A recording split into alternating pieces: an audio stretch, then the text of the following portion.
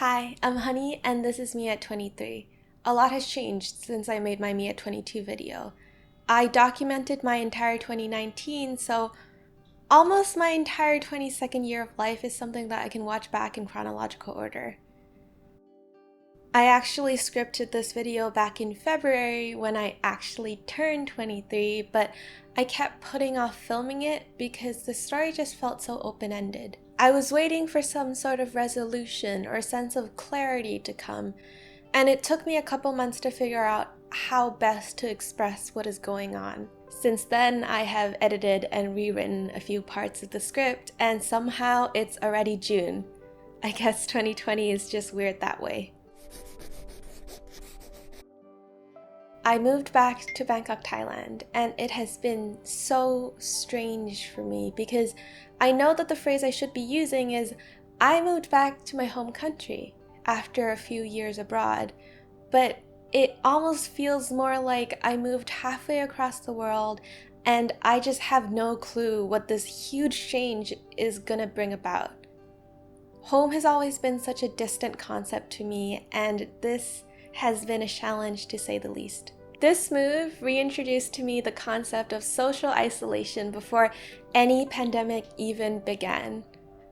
I was so reluctant to start my new life here because it felt too much like letting go of the life that I used to know, and I just wasn't ready to do that.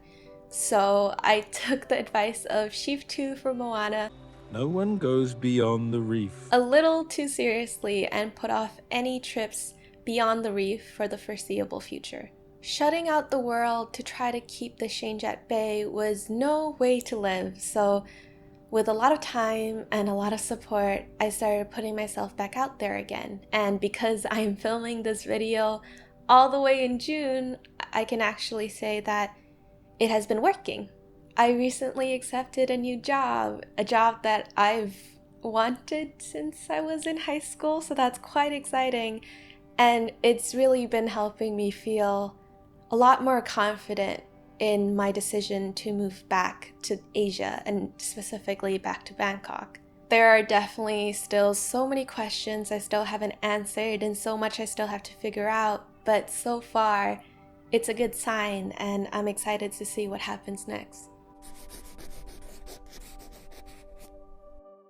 I love my body now, and I can't believe it took me 23 years to finally be able to say that. It was quite a transformation, but really the only thing that changed was my mindset. I couldn't tell you how exactly I got to this point, but I'm 100% certain that I'm all the better for it. At 23, this is how my face looks, and this is my smile. This is my hair, and here's how it looks tied up. I never used to like wearing my hair in a ponytail because I thought that my round face needed some hiding through face framing layers, but I don't believe that anymore. I quite like how sporty and active I look when I have my hair tied up, and also I finally got my ears pierced. And how else am I going to show off my new jewelry if my hair is covering my ears all the time? Here are some of my favorite outfits. My style changes with my mood, but here are some of my go-tos. Comfort is still definitely my top priority when it comes to clothing, but I'm trying to challenge myself to express myself through fashion a little bit more.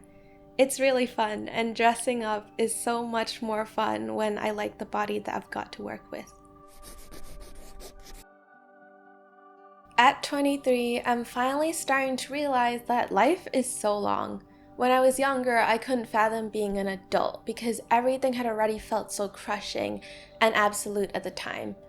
My mental and physical health wasn't doing so well, and I couldn't imagine having to handle any more stress or any more pressure than I had already been experiencing. I didn't believe that I would be able to catch up with life enough to even make it to that age.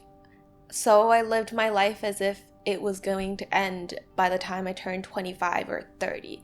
Like, I would just stop existing, or things would just stop mattering by that point because I couldn't fathom my life. as an adult, as an older person with all these other experiences and responsibilities and changes that would come my way. Everything beyond 30 felt so unachievable, so I lived my life like it was front-loaded. And the ticking countdown clock of how little time I had to accomplish all the things I wanted with my life was horrible for me. It was a really unhealthy mindset to have, and in a way, I'm still a little bit stuck in it. The pressure to achieve now in the made-up deadline of your early 20s still gets to me sometimes, but I'm trying to train my brain to look at it in a different way. Because honestly, if I had it my way, I'll live till I'm 100, and my life, my entire life of 100 years will be filled with so many amazing accomplishments and stories and adventures. I want all 100 years and not just the first glorious 25. Last year when I made my Me at 22 video, I said that my goal was to go try to live in a new place, in a new country, one last time before I settled down.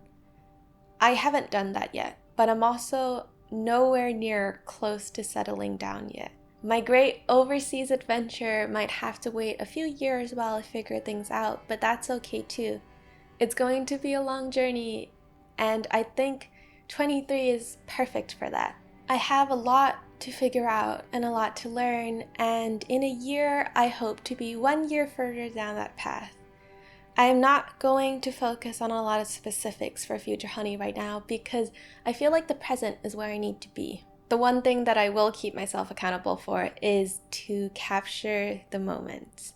I want to keep creating art that reflects life. I want to keep sharing my most healing and my most hopeful words to the world. I want to keep living my life and treating my days in a way that makes me feel a really strong urge to bottle up the moments to look back on later or to share with other people.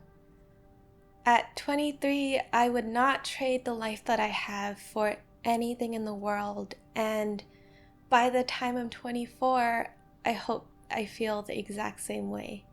Just with a whole year's worth of extra stories and extra lessons learned.